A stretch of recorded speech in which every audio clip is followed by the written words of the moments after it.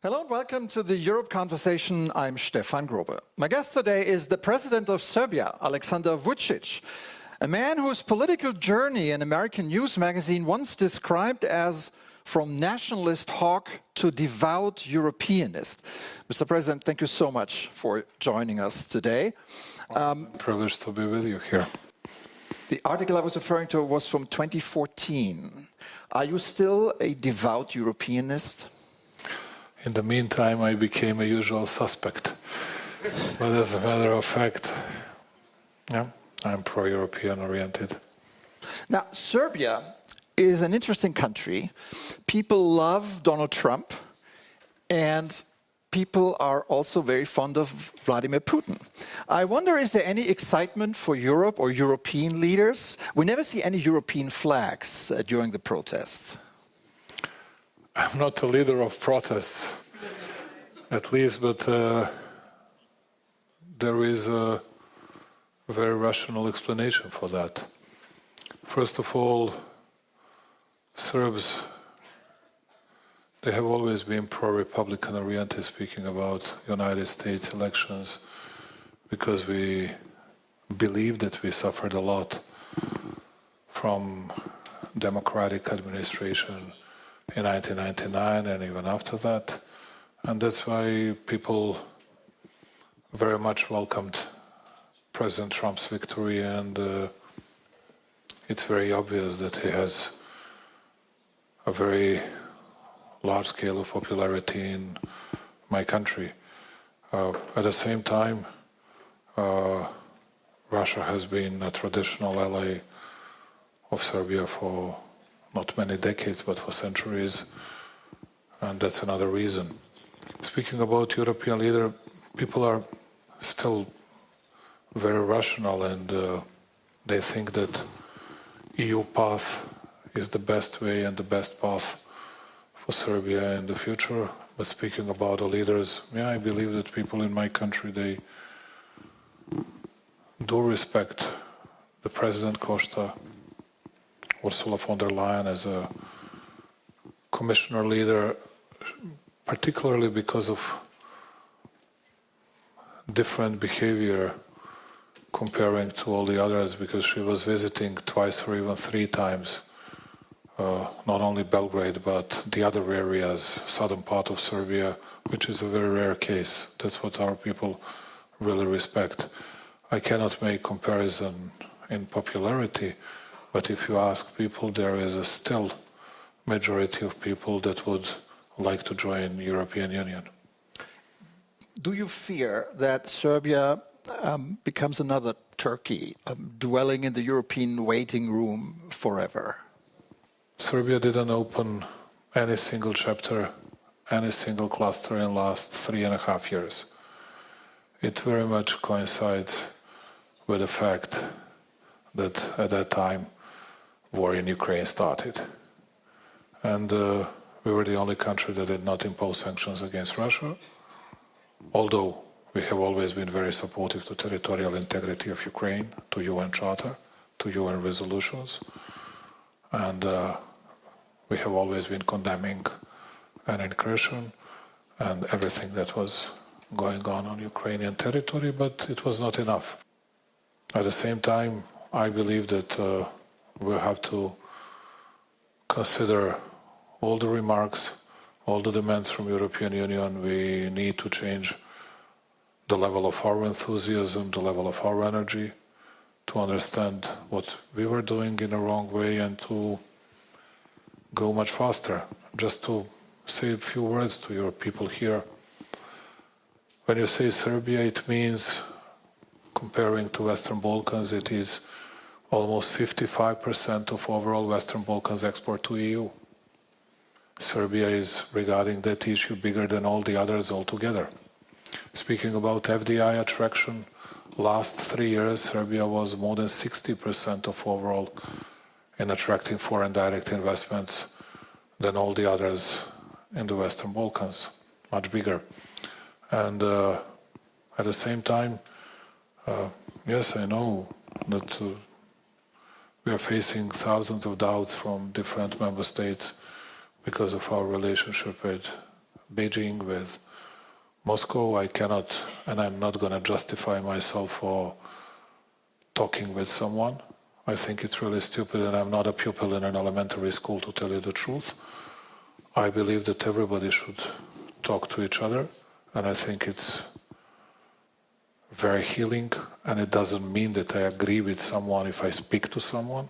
There's a lot of to unpack here of what you said. I will come to that in a minute. But first, when you travel across Europe, meeting people, meeting your counterparts, how would you rate the support and the excitement within the European Union for a Serbian membership?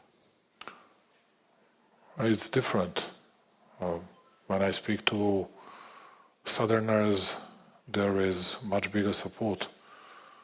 I'm going to meet President Macron in a few days. Again, I believe that we have had so far French support, Italian support. I was meeting Giorgia Meloni several times in the last 12 months. It's pretty much the same with Spaniards, Portuguese, Greek, and the others. It's a bit different when we go to Benelux countries, and it's a bit different when we speak to Baltic countries and Scandinavian countries. We'll have German Minister of Foreign Affairs very soon in Belgrade in a few days. I have spoken recently to Chancellor Merz. We had some good talks, and I hope that we'll be able to hosting him soon in Belgrade, which means January, February next year.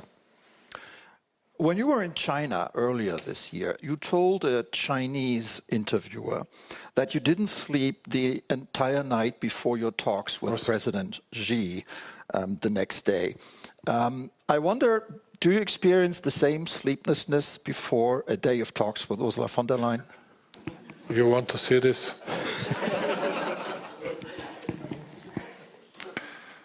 I'm not a witty person at all.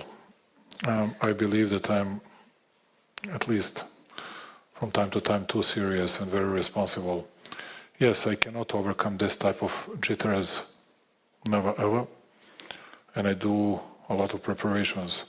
And I was doing a lot of preparations last night for my meeting with Antonio Costa, and I do my best to analyze, to scrutinize everything, to learn by heart what is necessary, and I'm not ashamed to say this.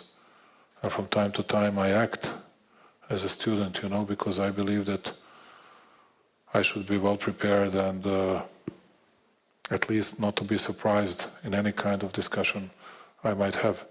And this is not going to be changed, and I believe in speaking to Chinese president.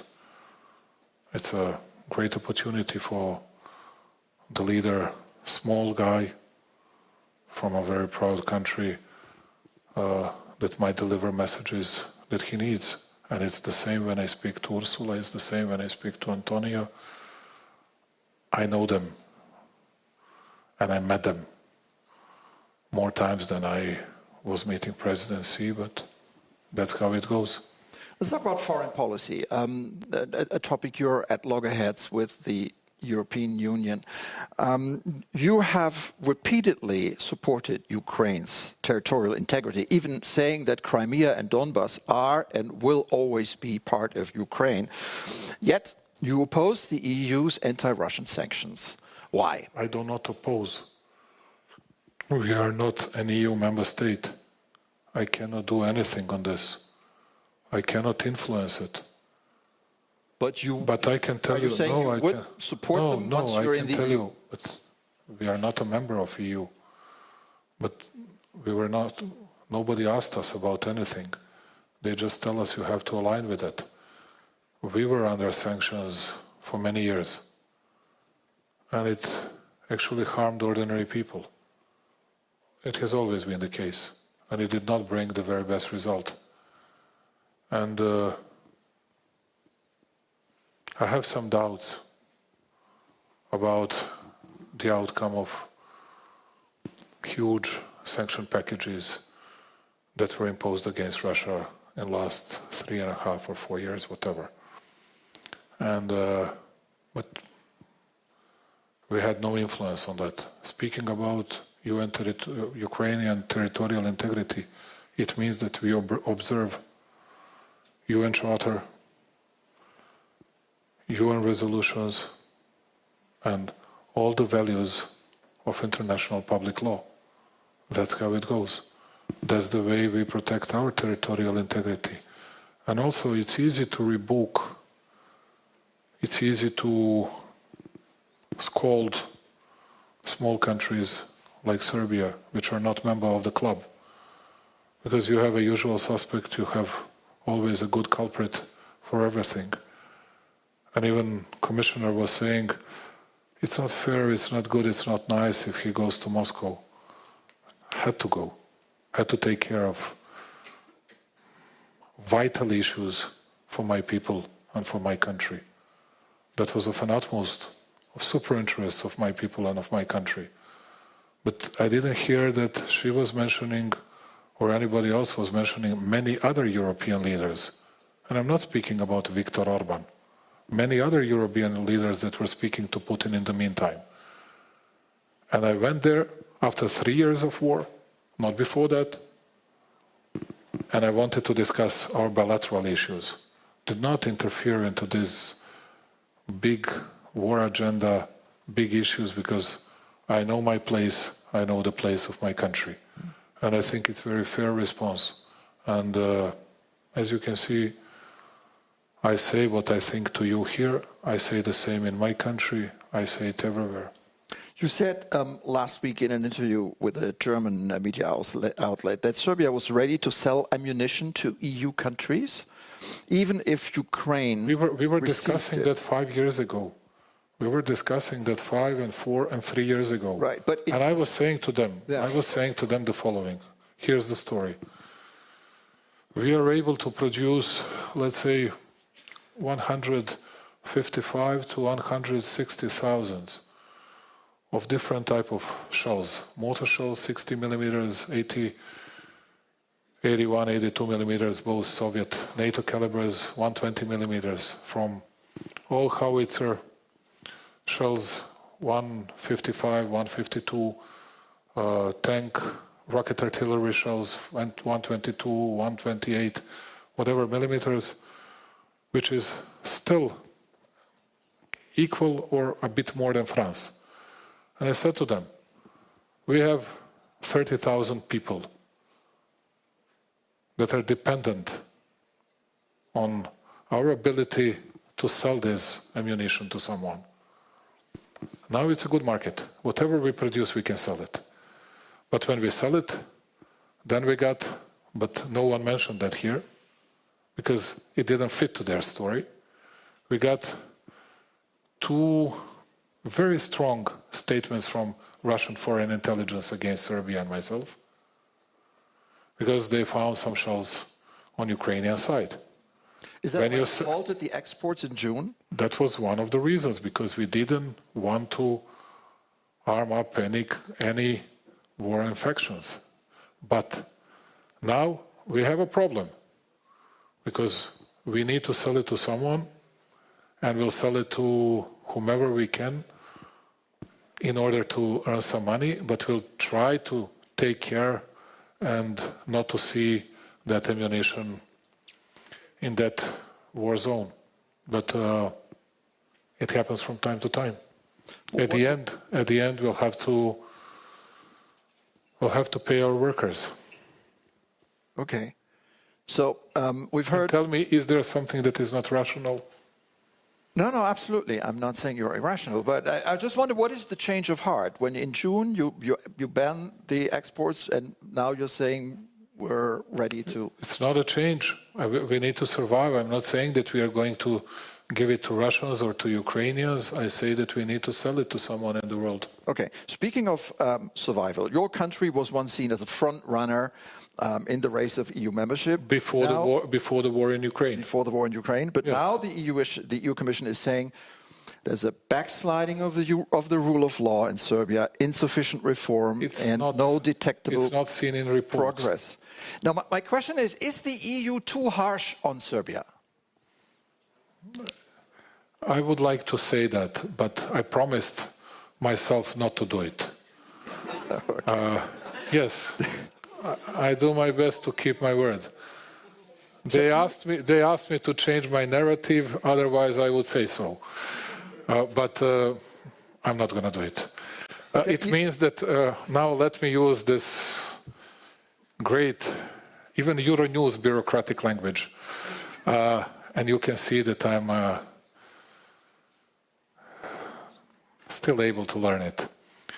Serbia is very much committed to its EU path and will take it in a very serious and responsible way. All the remarks, all the demands from EU partners, and considering it will change our attitudes and our stances on different issues and will improve our behavior in the future, and we hope that the European Union will notice it. Thank you very much. This is how it goes. EU Commissioner Kos said that that Serbia has too much presidential power, and that everything that's an issue. Everything about enlargement is done by the president, and that's bad. What do you say? What do you say to that? Fully agree with her. See, learned a lesson. Okay. Good news is I'm not going to be the president within a year and month, 13 months. That's a good news. Then some other people will do it. Okay. I'm going to talk one question, if I may, sir, about the domestic situation. We've been seeing protests for a year now, following. We've been seeing protests for 11 years in Serbia. All right. Following the Novi Sad catastrophe. Yes. My question is, are you worried that things might get out of hand, that there is an escalation of the protests? And also, if I may, do you think that the country is changing faster than you have thought? Our country, I'm amazed with the changes that we provided. You, dear Stefan, come to Belgrade.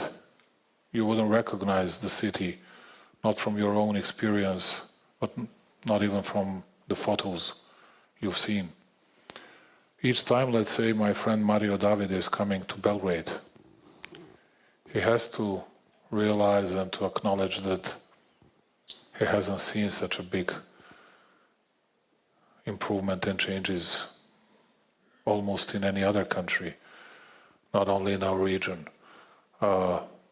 According to IMF anticipation, Serbia is going to have the biggest growth rate almost in an entire Europe in the next 4 years. Speaking about protests, I was facing protests since I became the Prime Minister in 2014. Before that, I was Deputy Prime Minister for 2 years. Since then, we had maybe altogether 6 months without protests.